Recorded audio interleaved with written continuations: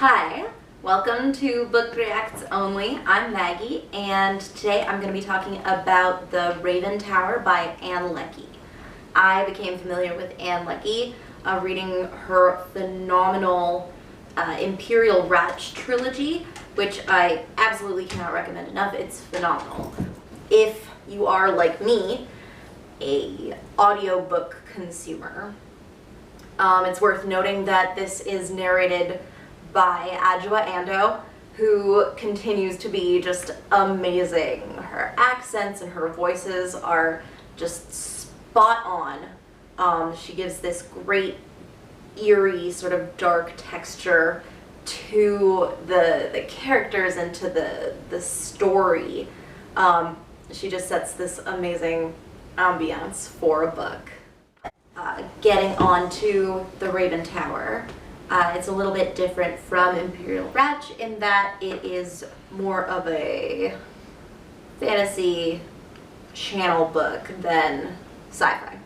But it does really show off Ann Leckie's phenomenal world-building skills, and it just really digs into mythology and theology and the mechanics of godhood and the way that people reach for the divine. It's just really delicious in the way that it does that. There are pretty significant sections of the book that are written in the second person, which is a little bit eerie, right? It feels a little bit discomforting to be addressed by the narrator. So I felt that like added a really great richness to the experience. I also want to give a huge shout out to Ann Leckie for including a trans protagonist who was not defined by their transness.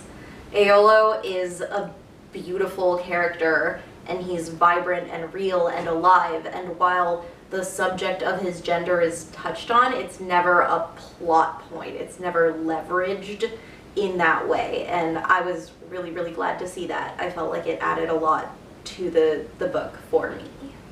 I did feel like the last couple of chapters were a little bit rushed. I felt like the beginning of the book had this really sort of deliberate progression, and without giving too much away, the sort of personage of the narrator requires this very sort of deliberate, methodical kind of slow progression, and the last couple chapters really just the urgency sort of built and rushed, and it got a little bit hectic, and I felt like I would have preferred maintaining that sort of deliberate pace.